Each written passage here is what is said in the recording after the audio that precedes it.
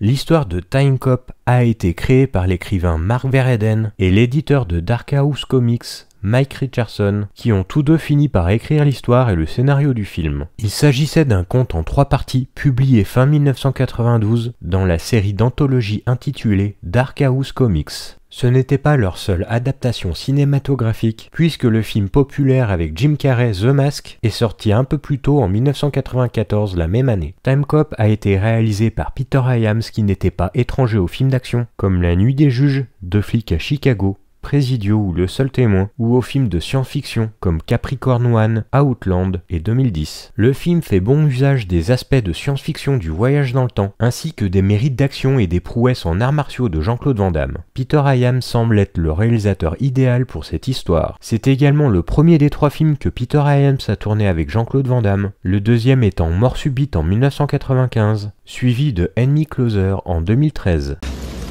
Je ne me bats pas avec une femme. Ne le faites pas. Après le meurtre de sa femme Melissa, Max Walker est un flic temporel du futur qui travaille également pour une agence gouvernementale spéciale qui utilise le voyage dans le temps pour capturer les criminels et les méchants. Il profite du voyage dans le temps pour trouver l'assassin de sa femme tout en échappant à ceux qui veulent sa mort. Je viens de changer d'avis.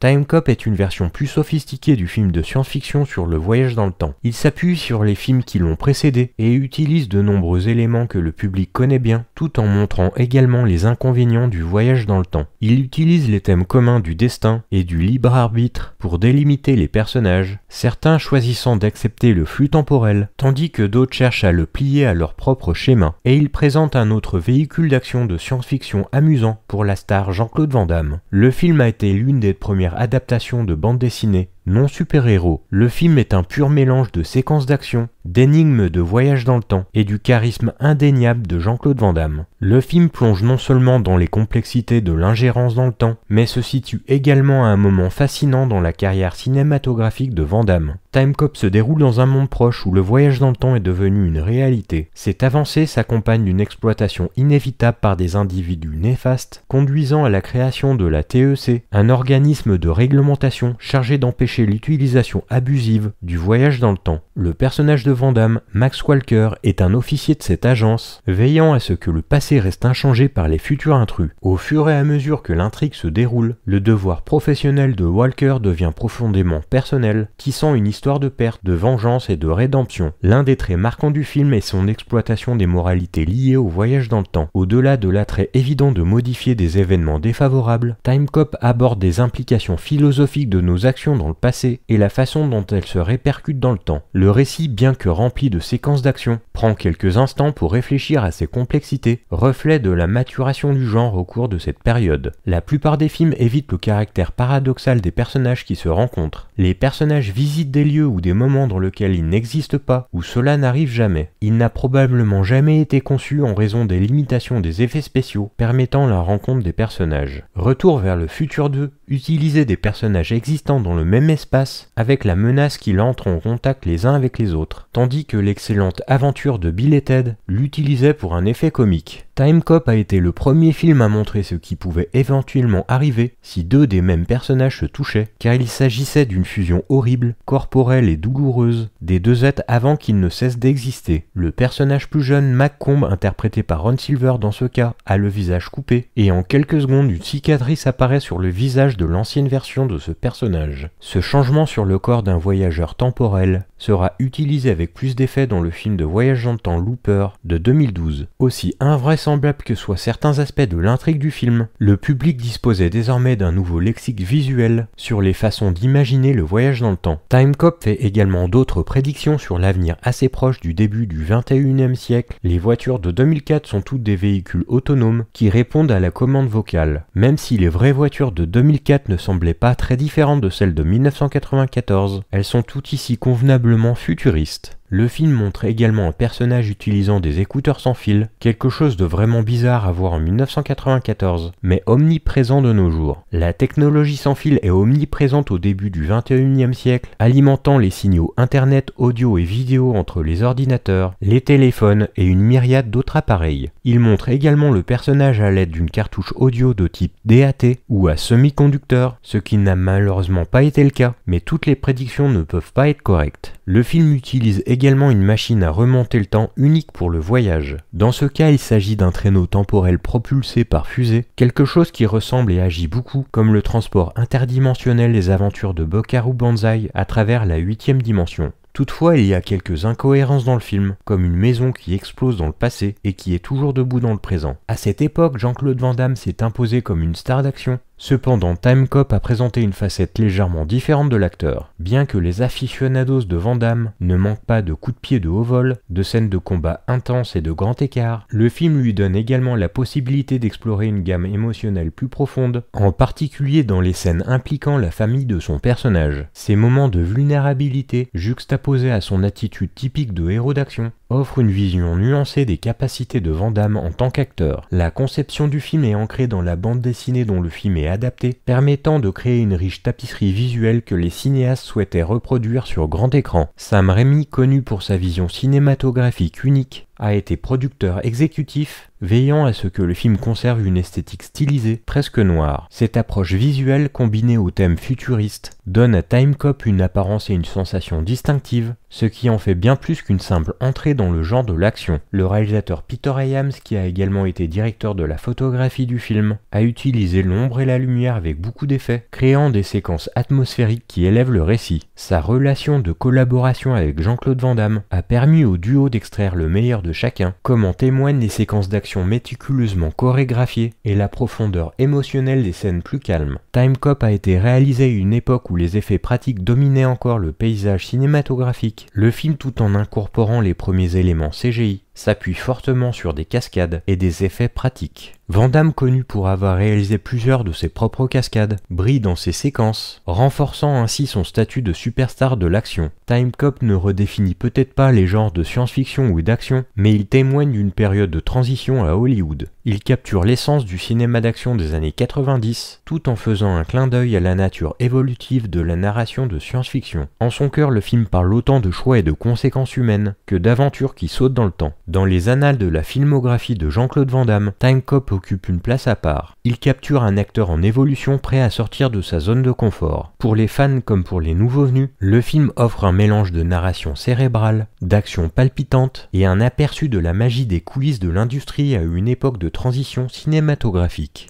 Time Cop aurait dû être plus populaire qu'il ne l'était. Il a été produit 2 suites directes en vidéo qui ont toutes deux été très critiquées, ainsi qu'une série télévisée de courte durée de 9 épisodes qui a été annulée prématurément en raison des mauvaises audiences. Aucune autre bande dessinée n'a jamais été produite avec le personnage non plus. Quoi qu'il en soit, le film contient de bons éléments de science-fiction et des préoccupations thématiques prémonitoires, même s'ils ne peuvent pas être trop pointus. Il reste toujours l'un des meilleurs films de science-fiction de Jean-Claude Van Damme, avec encore un combat de 3e acte, La nuit sous la pluie, comme dans Cyborg et Universal Soldier. Peter Hyams reviendra au genre en 2005 avec A Sound of Thunder, basé sur le roman de Ray Bradbury sur des voyageurs temporels effectuant un petit changement dans un passé lointain et modifiant irrévocablement l'avenir. Time Cop a montré que le public était suffisamment agile et compétent pour comprendre des intrigues plus complexes sur le voyage dans le temps et accepter une version plus sombre des possibilités et des pièges liés à la modification du temps. Les futurs films de voyage dans le temps utiliseront des éléments de ce film et poursuivront le ton plus sombre jusque dans le 21e siècle.